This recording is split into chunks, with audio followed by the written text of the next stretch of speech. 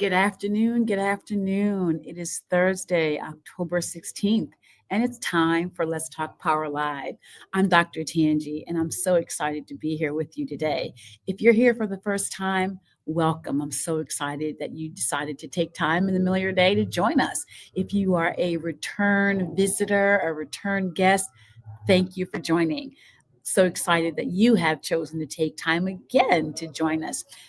This is Let's Talk Power Live, where we talk about power in education in a real and operational way. Power is real in education. We just don't talk about it. So I'm here to talk about it. So we've been diving in for the last month on October, right? October's a tricky month for us, but we're going to dive in today and really look at some leadership possibilities, some reasons why, if you as a leader don't pivot, October can really wreck and break your culture, but it does not have to. So here we go. We're going to dive in and get started. Oops, going to do that. Here we go. So, why does October break leaders who don't pivot? It does for lots of reasons, which I'm going to share with you throughout our time today.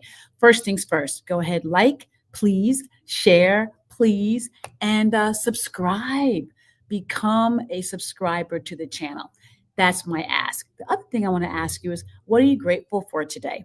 It's Thursday. In the Marshall household, we take Thursdays as a thankful day, and we spend time to really itemize and name what we're thankful for. I'm thankful for safe travels. We are traveling this week and really excited for the work we're going to do this week, but really thankful for safe travel. So what are you thankful for? All right. Power in education. Why does power in education matter? I came across this quote when I was doing the research for my book, Understanding Your Instructional Power, and it was written by David Nyberg. And here's what the quote says: education is the instrument of democratic designs, and it is no less the instrument of power. The control of information, the shaping of understanding, and the influence of judgment are critical elements common to democratic design, power theory, and educational philosophy.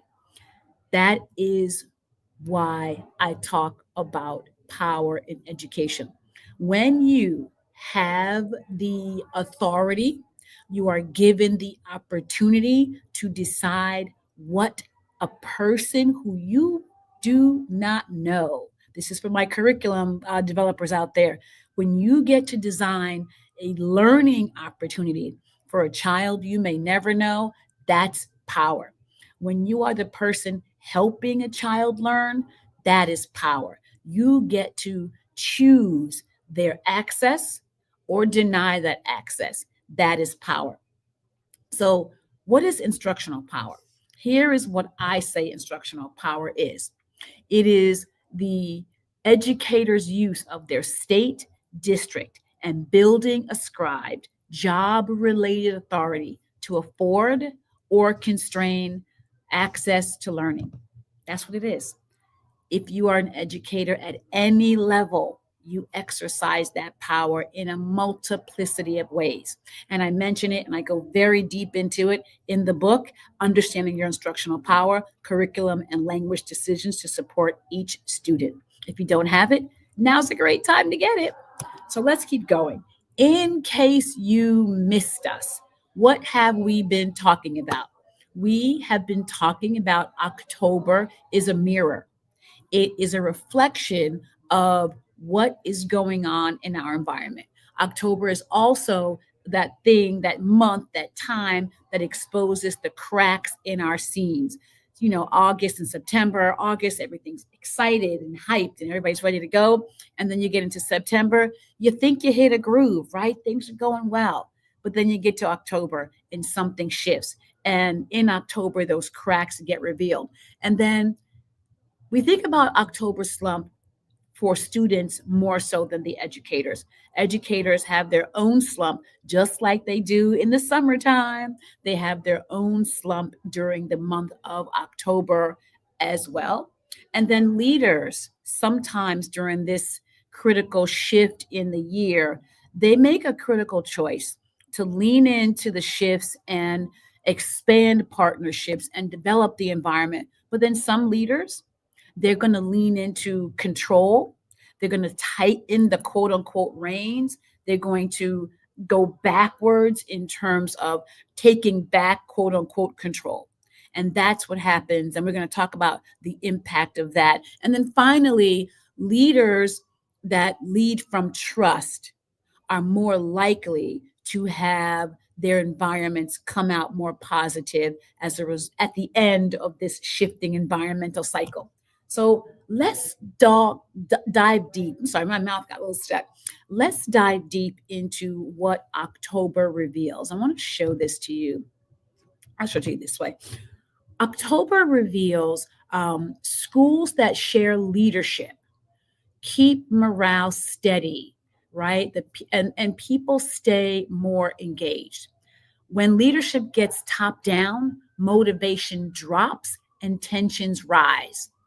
Shared decision making equals stronger collaboration and commitment. And October isn't just fatigue, it's feedback. It is feedback about your system's clarity and trust. This graph right here is really showing what happens with teacher satisfaction and collaboration by leadership. We saw, well, actually, I didn't see, or as reported in the TALIS report that I shared last week, you see a 24% gain in teacher satisfaction and morale when school leadership is shared versus a 15% drop when schools are managed using a top-down model. So October is going to test your systems and not necessarily your people. It will be revealed in your people, but it's going to be a test of your systems. So I have a question for you, my leaders out here. How are you leading? What is your leadership stance this time of year? Are you leaning into top down because the demands are increasing and it just is a comfort zone to lean into, let me just do it myself? Or I have my very, very small, tight group that I lean into? Or are you using this time as an opportunity for expansion and more distributive leadership? There's a lot of leaders go through their leadership courses and they learn about distributive leadership. This is the time to really lean into that. So next up, it is a leadership signal, right? Morale holds steady when teams reflect together, not just reporting up. The compliance heavy systems see morale fall fast by mid-September. And here is where we are, right? By the mid-semester, I will say that. By mid-semester, if you are in a compliance heavy environment, your morale is going to be falling fast. Reflection is going to build confidence and connection of your teachers and your surrounding staff. And monitoring builds fatigue. That heavy monitoring, an environment where educators feel like they're being sort of looked at and not even, it's not even so much looked at, but heavy evaluation. If this is an evaluation heavy, a gotcha heavy environment, it's going to build fatigue. And every dip in energy is a signal about how your system handles pressure. And what this graph is showing again, teacher morale trends when there is a reflection versus a monitoring culture. You see here on that blue line that the shared reflection culture, it's pretty steady. You see a little bit of a dip in October, here we are, and then a little bit of an uptick in November. But you see in this dotted red line that it is falling fast. So again, as a leader, let's be thinking about our leadership stance. You may not be able to stem the tide of when observations have to happen. You may not be able to change when certain report structures are due to your district.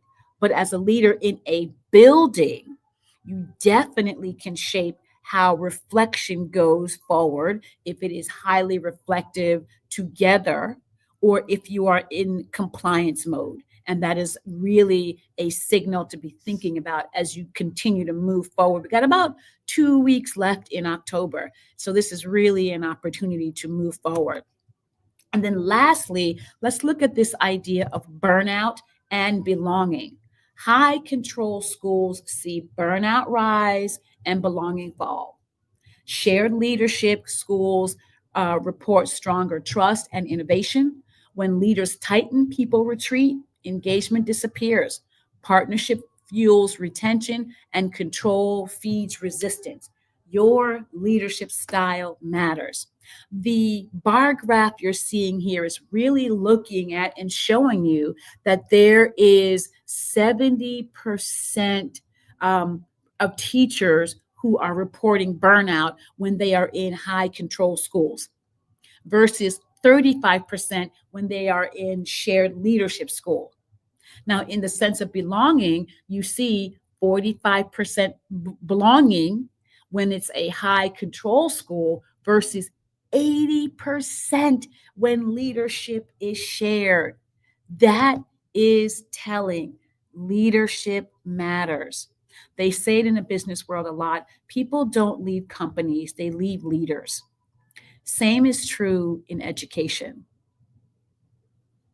They're not leaving, oh, they'll say, I'm leaving the district, I'm leaving this, but they're really leaving leaders who are creating environments that make teaching untenable and create toxicity. And we see in this bar graph where the impact of a shared leadership culture is positively correlated to a higher sense of belonging and a lower rate of burnout and a higher percentage and rate of belonging. Your leadership style matters. So let's keep this conversation going. The overprotection pattern. Overprotection lowers professional confidence. It makes people feel like they don't know what they're doing and they're not trusted. Accountability is not pressure if done the right way. It signals belief in a person's capacity. And here's the thing, you're not holding somebody accountable, they're holding themselves accountable. You're checking in for responsibility. Confidence grows when people own part of the risk and part of the result, or risk and reward, however you want to say it. But definitely, when you bring more people to the table to own that risk, they're there with you and they're going to be able and be excited about owning the result, even if the result does not come out the way everyone planned or hoped. Endless processing without action keeps teams stuck. Processing, processing, processing, processing, meeting to discuss the meeting, getting groups together to constantly think through the next stage without getting to the next stage, right? That processing loop that never closes. Agency is built when reflection leads to real change in practice. I talk about agency a lot. It's one of our dimensions. It is built when there are processes in place to ferment it. So look at this graph, balancing support and challenge to build teacher confidence. Low support and low challenge, 40% confidence rate. High support, low challenge, 55% confidence rate. But look at the blue, the purpley blue. High support and high challenge, 85% confidence rate for educators. That is huge. We'd like to think that people don't want to be challenged. It's not true. They want to be challenged. They just want support. Same thing can be said in your classroom. Students need high challenge, but they need support. Our educators need high challenge and they need equally high support to make it happen. So we're seeing a lot. This is a very data heavy session this week. Hope you're still hanging with me. If you are, let me know that you're still here. But if you're not and you're catching the replay, thank you for catching. Let me take a break. Have you subscribed yet? Please remember, subscribe, hit the like button, share. We want power to be a real education in as many learning environments as possible. So let's keep going. Let's look at this performance path. On the performance path, when leaders lead with honesty, and for honesty, you can substitute that for transparency if you want. Trust and engagement climb. Managing optics creates false calm, and people see right through it. When you say we're managing the optics, we don't like how this looks, that feels like manipulation. And that is not what the environment needs. Authentic communication builds confidence and credibility. Trust grows when leaders tell the truth, even when it's hard. So, authentic versus the optics, right? The impact on trust. Now, you see it right here. Teacher trust when there is high perceived authenticity, 85% teacher trust, 82% on the staff engagement.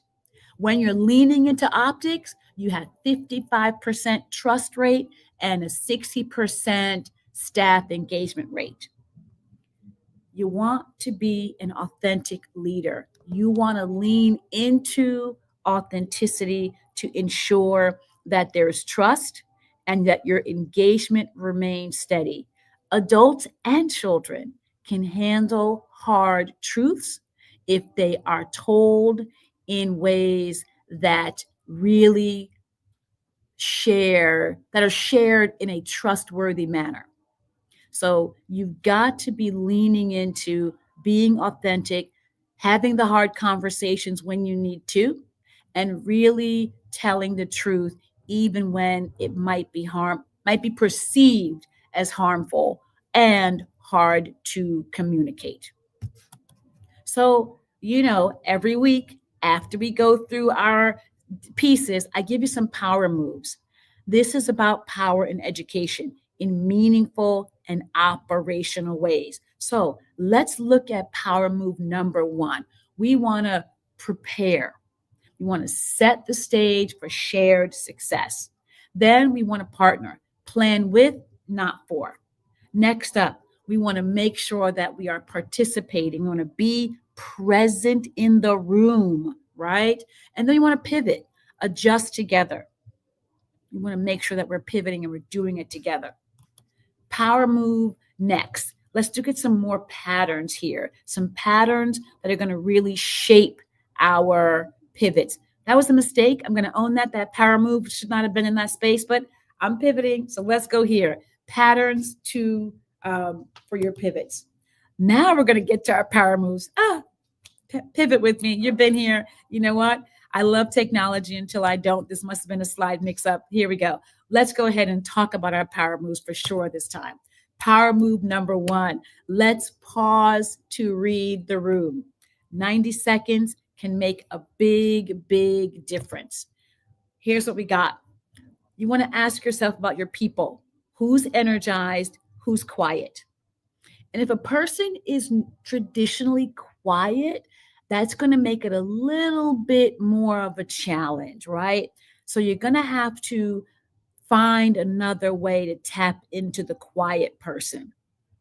And with the energized person, that's a little bit easier because their energy will wane and you'll be able to see that. But start always with your people. Look for patterns. What has been recurring the week? Have you seen an uptick in referrals? Has there been an uptick in absences? Has there been a grading crunch? Pay attention to patterns because they are going to give you the ways that you can shift, where to shift, right? Then look for the pressure points. Are there some deadlines coming up? What is the story that's driving the behavior? And here's something to consider and ask. Am I seeing a pattern of X tied to something else, right? Is X tied to Y and what could it be? And what am I missing? Ask that question. What am I missing? Because that's going to open the door for more conversation. Let's go ahead and talk about power move number two, a reset with 3 quick sentences. I want to start out with because it's going to give you your why. Then you want to get into therefore. focus on the next 2 weeks, right? Because something has happened, therefore, we're going to focus on doing this for the next 2 weeks. And then the result of that is a so that. We have sentence frames in education and classrooms. This is a thought sentence frame, a because, a therefore, and a so that frame. And on my next slide, I'm going to show you what it looks like when you do it. So start out with your why, going to move into therefore. It's going to shape some action, and it's going to get to a result. Here's what that looks like. Right? Here's your example. Because October is when belonging slips. Therefore, our next 2 weeks focus on feedback that names effort and progress so that students feel seen and stay in the work. That's your reset with your 3 sentence. Because October is when this happens, right? Therefore, over the next 2 weeks, we're going to have a nice tight focus on feedback that names just 2 things, effort and progress, so that they can feel seen and stay in the work. That is your power move number 2. Power move number 3, we want to stop, streamline, and share. Stop, right? Really, what work has to end? You can think of it as a stop, start, continue, right? But stop, streamline, and then share. What work needs to just be done with? Don't do it anymore. Streamline. Maybe you're going to keep something, but you're going to streamline it to make it more efficient and effective. And then you're going to share it out across your environment in effective ways. Want to be really looking at guardrails to define it and keep it structured, because this is about tight, this is clean, this is about moving forward, right? So you want to make sure that in this instance that you are reclaiming your time and you're still building your trust. October is this time when you really have to build and rebuild some trust. This session's been a lot of wonky data, and I thought about whether I should have kept it or taken it out, because people say, well, educators don't have time, they can't handle all that. I dispel that myth. It is a myth. Educators are highly engaged in data. Data is a storyteller, and that is why I decided to go heavy this week into that data and to really push into these power moves. So that's power move number 3 rather. You want to stop, streamline, and you want to share, but you got to have your guardrails intact. And then power move number 4. I normally don't do 4 power moves. I usually do 3 tight ones, but this one is really important to do. So in this one, you want to build a weekly power loop. A weekly power loop. It's about 15 minutes of your time. It's a repeatable leadership cadence that maintains momentum. The first thing you want to do is you want to listen. You're going to ask for 2 wins and 1 piece of friction. You can do it with your ILT. You might do it in each of your departments and have each department actually do this and then share it with you. And then you pick one during your school-wide meeting. But start this out small with your leadership team. 2 wins and 1 friction, 3 minutes. Next, 5 minutes. What will all try this week? What's 1 move? Not a lot. Try 1 single move. Discuss that. Come to consensus. You've got 5 minutes. And then act. Who owns what? By Friday. Who are the names and what are the micro deliverables that will be due by Friday? And then close the loop for 2 minutes. How will report back next week? 15-minute power loop. 3 minutes to listen, 5 on alignment, 5 on action choices, and then 2 minutes to close the loop. The premise here is what you make predictable, you make possible. That is your power loop strategy that you really want to think through how to actually make it happen. So let's talk about a gem for your journey. Today is October 16th. You have heard me talk about this. I've been inviting you to join me today, actually, for our Leading Beyond Back to School October Pivot Master Class. There's the QR code. There is also a link. I'll make it bigger so you can actually see the link there. This is your free opportunity to learn today at 5:30. This one is for our leaders, our building leaders, and bring maybe your coaches to come with you. It is about back to school. The glow is gone. We already know it. The disciplines are creeping up. The morale might be slipping a little bit. Your parent concerns are popping up. The demands are just really wearing on the environment. So coming to this session today at 5:30, you're going to walk away with a data to action plan. If you've ever been in a session with me, you know I am about action and interaction. We're going to talk. We're going to delve into some data for sure, because data is a storyteller, but the data is going to be yours. I will definitely give you some national stats like I do every week, but the data you're going to be, I don't want to say dealing with, but the data you'll be delving into is your own data. And then you're going to use it as a way to develop a plan, a course of action. So today, 5:30, join me for our Beyond Back to School October Leadership Pivot. Remember, October is this time, but it doesn't have to break your culture if you are strategic, if you are determined to decide that it doesn't have to.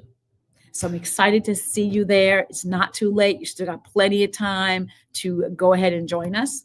And then I didn't ask earlier in the session, but do you have, actually, I did ask you, do you have a copy of the book, Understanding Your Instructional Power, Curriculum and Language Decisions to Support Each Student? Get your copy of the book.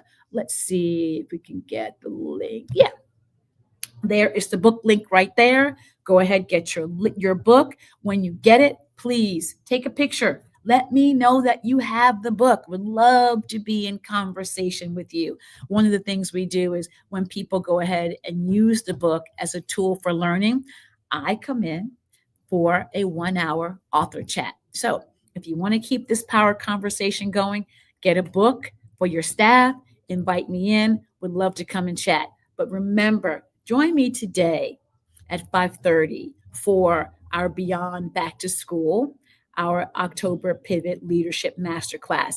One thing I also want to tell you before we hop off, October 30th, things are going to change for Let's Talk Power Live. 2 main shifts. Number 1, we're changing the time. We're going to be 5:30 instead of 12 noon, and we're going to have our first guest. That's right. We're bringing on guests to Let's Talk Power Live, because if you want to go fast, you go alone. If you want to go far, you go together. I want to go far. There are lots of ways power is impacting conversation. So I'm going to impacting education. So I'm going to bringing on some guests to help us all dig deeper into understanding power in education. So